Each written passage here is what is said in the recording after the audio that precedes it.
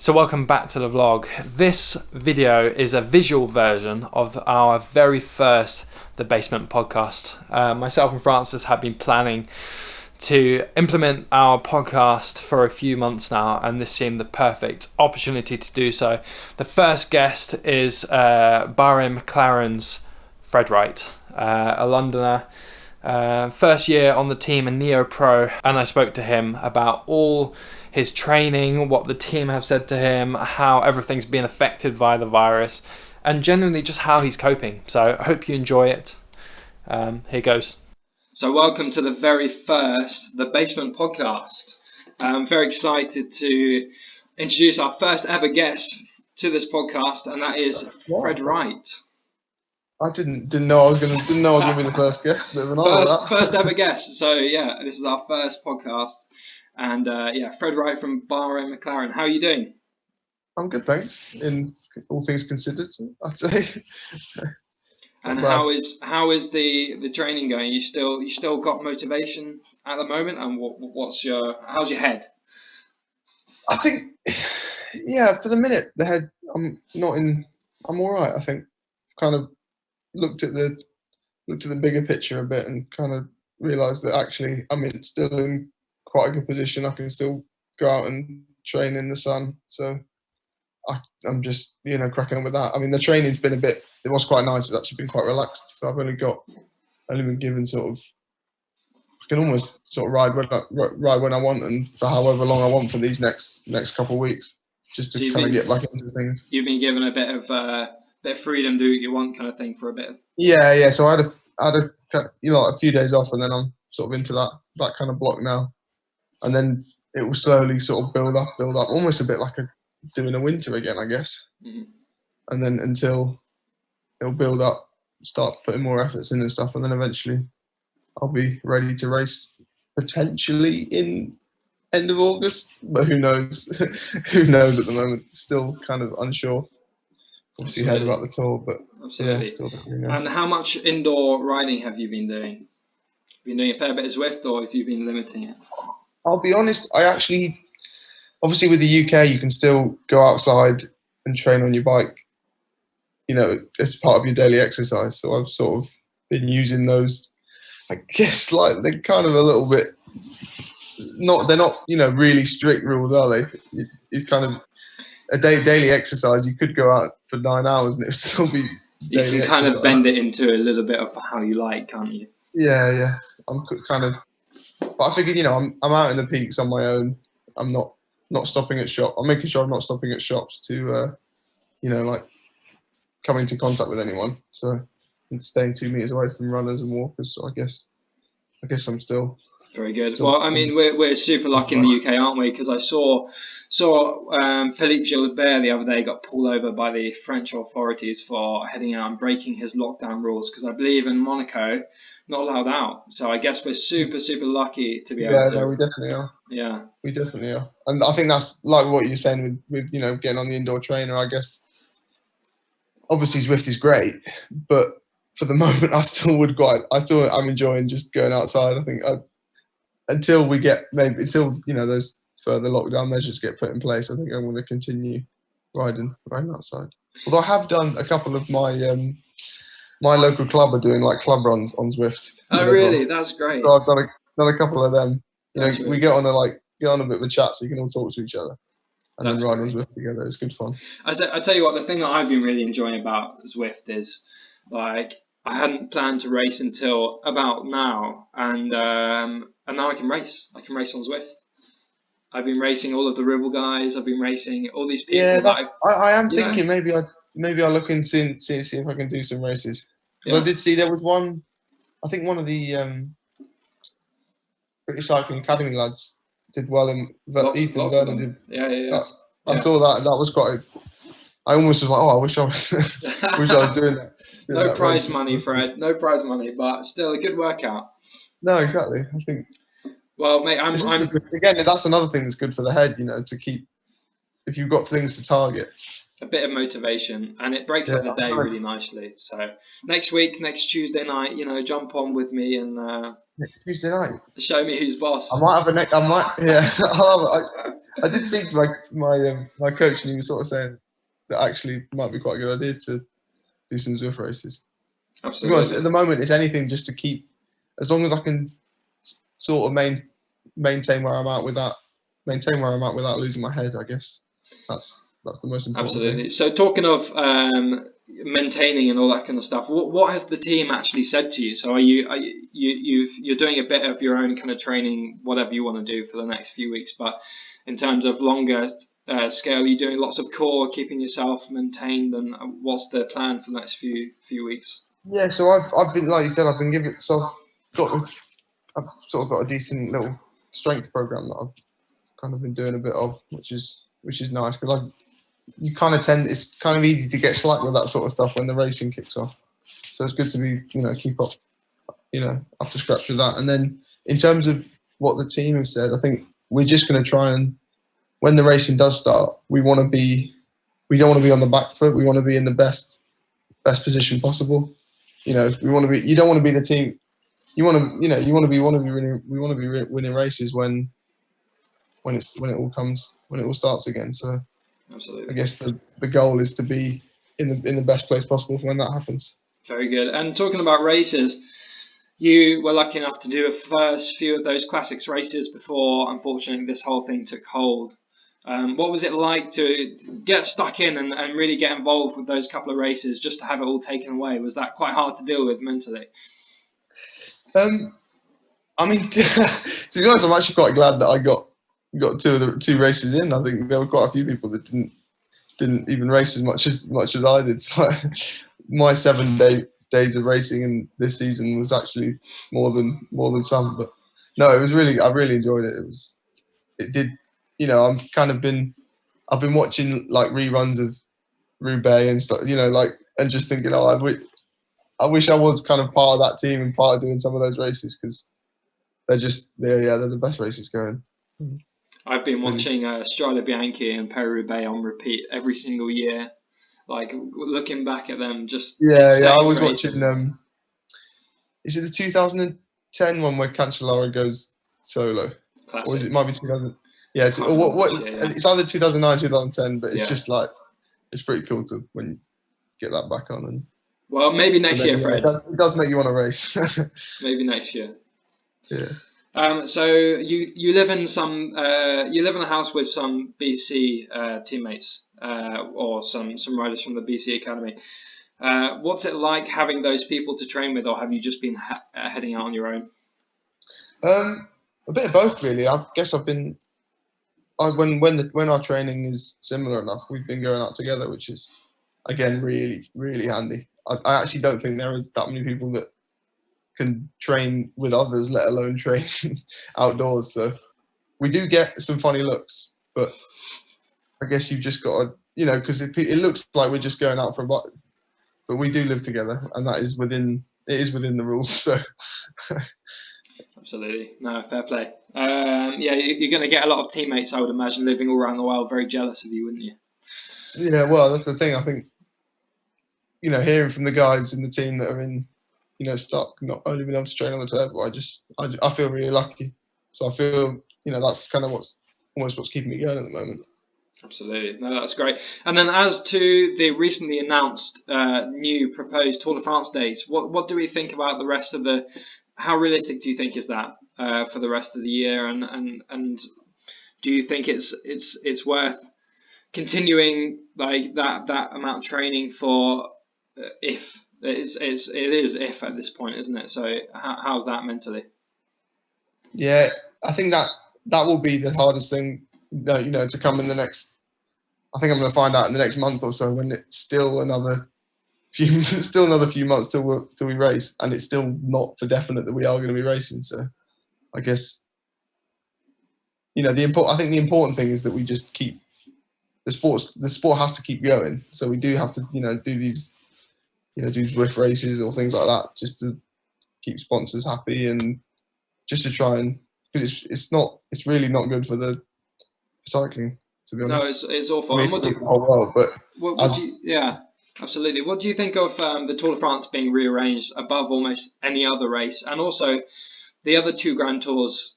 They've planned to do 3 Grand Tours in the space of about 2 months at the end of the season. So, and then fit in the monuments plus the World Championships, the National Championships. Well, I mean, it's just a huge amount of stuff to fit into a 2 or 3 month window, I isn't mean, it? it could potentially be great for the cycling fan. I'm not sure about the. I mean, yes, I think when there will come a time when it all dies down and it all gets sorted, and that's when people are going to really enjoy watching sport again. So I guess it's a good thing, but at the same time, yeah, it might be a bit. It's going to be a lot going on. I mean, it's unprecedented, isn't it? So it's going to be. I think it's going to be fascinating if any of it does happen. How teams will balance their calendar, their squads and their resources to each race, and it's just going to be really interesting. I think if it does happen. Yeah, well, I mean, if all those Grand Tours so close together, I think that does sort of stretch teams quite thin, doesn't it? Wouldn't it make sense to just be like, okay, 3 weeks maybe that's a bit unrealistic. Why don't we do 2 weeks? Yeah. I Do you don't know? know.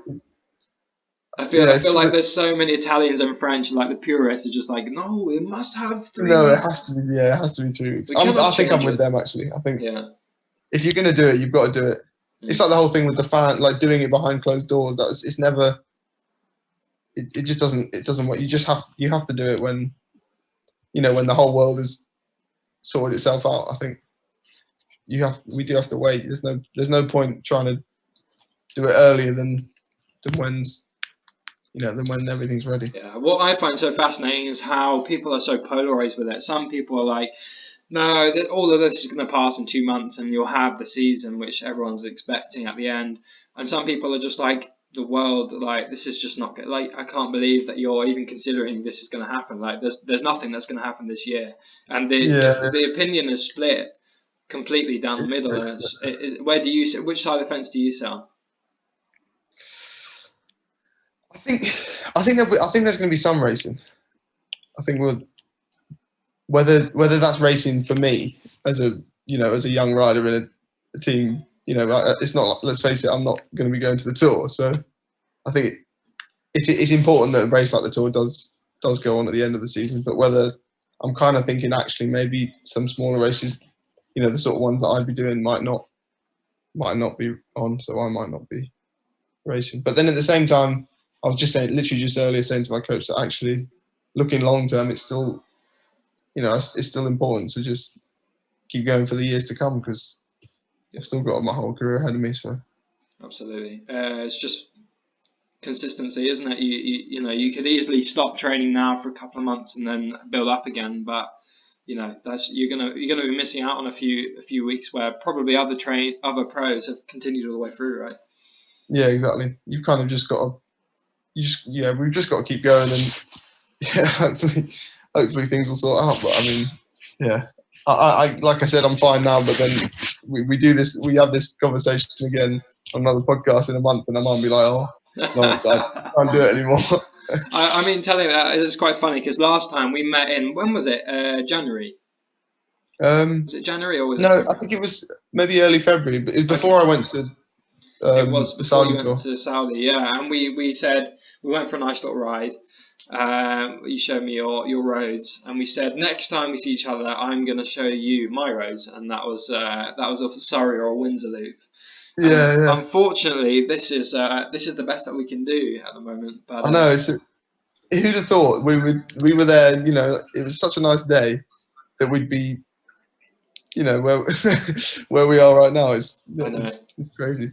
It was a crazy process, kind of seeing it spread around the world and actually thinking, okay, this is quite serious, wasn't it? At what point did you realise that, okay, yeah, this is probably going to affect a lot more than anyone had imagined? I don't know. Actually, I'm not sure. I think just every day watching the news, it was always just getting worse and worse, and then it got to a point where I was like, actually, I don't know if I want to watch. I think I want to watch the news anymore. So I guess maybe when I stopped watching the news, that was when I realised that it's so depressing that absolutely, it's just yeah. not. It's not great. But for me, where it really kicked off is where in Paris-Nice, when the team started to pull out, and then there was stuff going out on Oh Twitter yeah, like, that's true. Yeah. should people even be racing? The organisers seemed keen to kind of keep it going as close to the end as possible, and that was just a really crazy kind of. No, I did think that actually, because Paris was the only. It was actually the only sporting event going on full stop. Pretty much, I'm pretty sure there wasn't anything. Yeah. So it was a bit like seeing them come up to the finish with no fan. It was all a bit like, should this actually be happening at all? But the You're team, right. the team, Bahrain McLaren, you guys did so well in that race, didn't you? And when you did I know pull it's out, great to see, wasn't it? you were, I mean, you had already kind of got what you wanted out of that race, hadn't you? Would you say? Yeah, I'm pretty sure Dylan was still pushing on the GC, but obviously, we've then got that stage win, so that The was good to know. what was the stage? Was it a track make one where he almost got the stage when he got Oh caught in the yeah, that ice? was Oh, that was heartbreaking. that was That was heartbreaking. absolutely. We were all in the office like screaming, and we were like, Yeah. "Oh my god, he's gonna do it!" Because I was in the wind tunnel with him about 3 weeks before, Oh, and did you help shoot that video? Yeah, that was cool. That one. yeah, he was a great character, and it was really interesting to I really see like him. him really going for those marginal gains, and then to see him on the TV, Paris, absolutely giving it everything. It was just like, Oh, come on, mate, you can do oh it. mate. But yeah, No. he'll have to fight another day, right? Yeah, exactly. Just hopefully wait till September. Absolutely. So here we go. I've got some questions from on a previous video. I asked people to leave some questions, so I hope you don't mind. I'm going to start reading a couple of those out. What questions for me? Questions for you, yeah. Oh, people. Oh, wow. Not Okay. questions for me either. Right, here we go. So, Greg Saturn asks, are riders still getting paid, or can they claim the government's scheme? I'm not sure if can say it. I don't know what the There's score no is. pressure to say I just know anything. that I'm not. I can't get the government. Yeah, That side of things. yeah, absolutely. The second question Greg Saturn asked was, what are teams doing about contracts for neo-pros with only 2 years to impress, and also contracts that are due to expire? Obviously, this season is almost written off at this point. Has anything been said about those scenarios? Not for the moment. I don't think. Yeah, I haven't actually. I'm sorry, Greg. I haven't actually been able to answer your question very well, but I haven't. No, I haven't actually. Yeah, I haven't actually heard anything yet on that side of things. But I mean, yeah, it's still. But you've got another year next year, right? 2-year deal. No, yeah, exactly. So Exactly. still got plenty of time. Yeah. Next question from Rich Chilver. How are the team keeping motivated when you don't know exactly when the race is? Keep him over. I guess the team are actually putting on quite a lot of Zwift rides every week. I haven't actually been on one yet, truth be told, but it does seem like a good thing to. It's more. I guess I'm like I've been saying. I've been in quite a good position because of still being able to train outside. So it's good. Those kind of rides are actually good for the guys that are stuck indoors to crack on with better training. Awesome.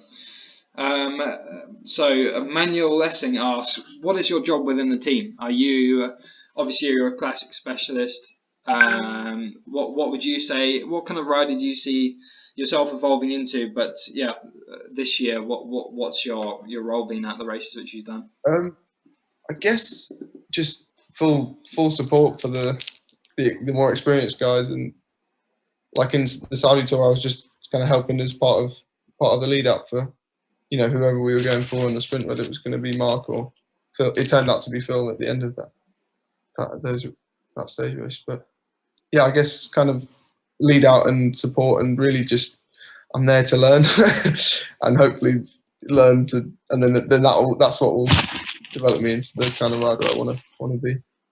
So you're not fully sure yet, it seems. Yeah, I guess, but I think the classics are what my career is. But yeah, we shall see. Very good. And then I've said his name wrong already. Paolo. I don't know how to say his name. Paolo? Paolo, exactly. Paolo Fasoni asks, What is the single best thing in your opinion to be able to race for a World Tour team? The best thing about it. Best thing about it.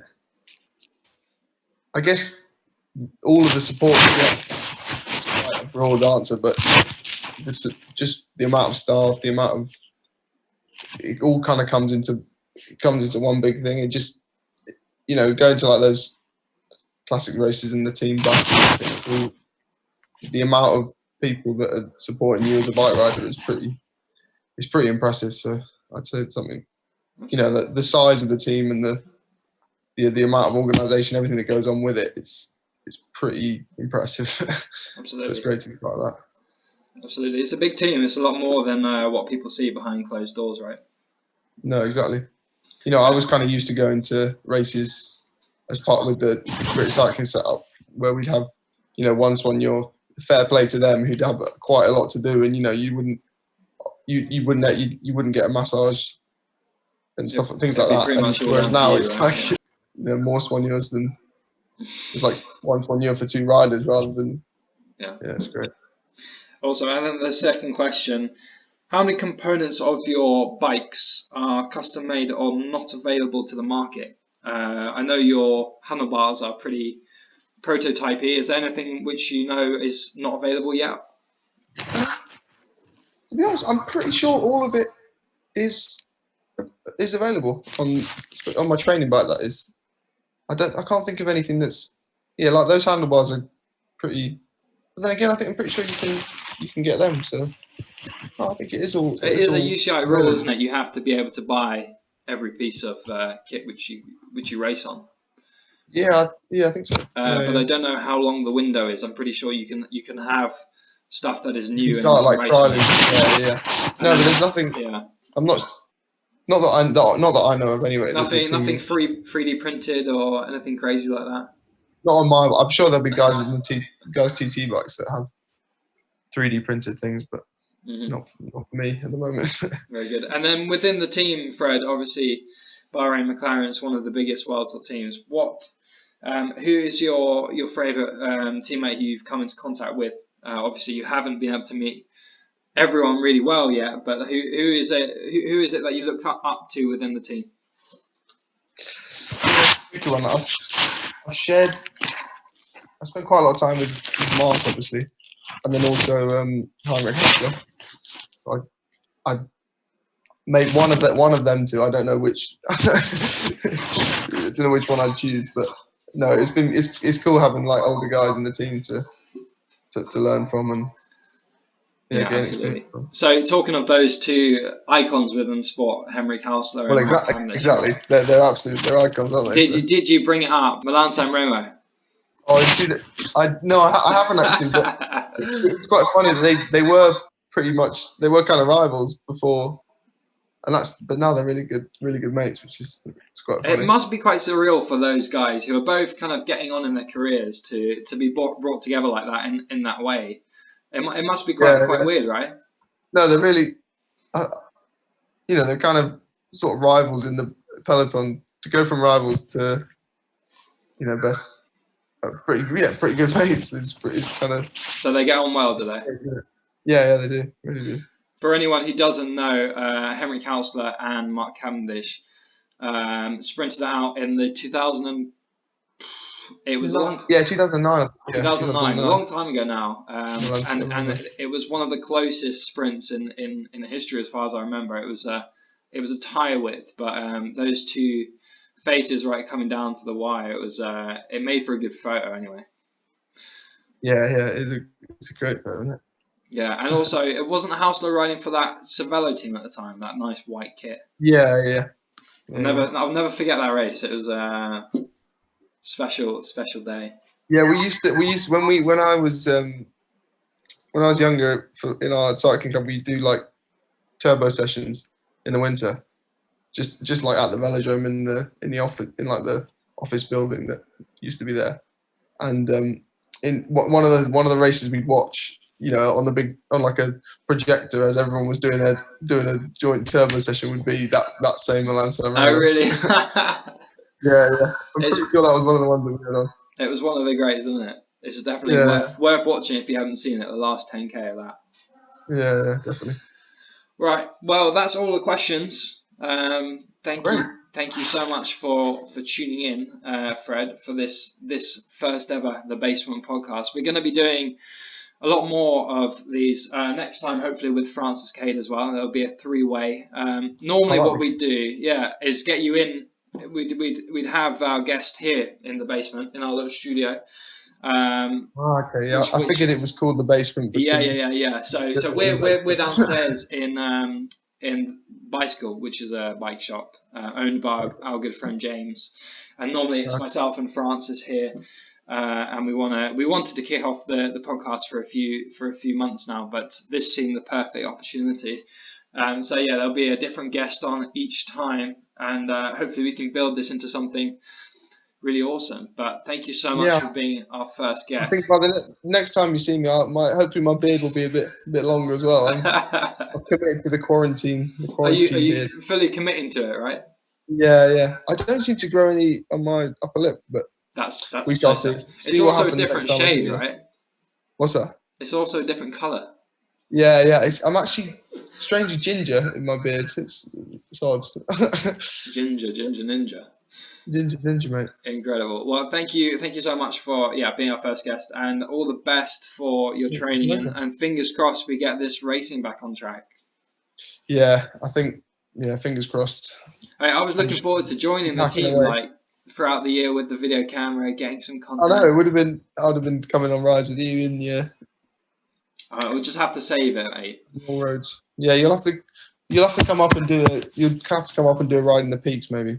I would love to. I'd love to. As soon as this lockdown is over, I'll be right up there. It'll be the first thing on my list. Sounds good. Sounds very good. Well, mate, thank you very much. Have a good evening, and talk to you soon. Great. Thanks, Fred. So there you go. So massive shout out to Fred Wright for coming on the very first podcast. Hopefully you enjoyed that. This is obviously the video version of that podcast. I will be linking the audio version, hopefully live on iTunes or Apple and Spotify. For future, if you cannot watch this, if you're driving or working, it's nice to have it on both platforms. But yeah, next guest, I'm not sure exactly who the next guest is. Hopefully we'll have Francis on board for the next one. But thank you so much for watching, and we'll see you on the next one. Ciao.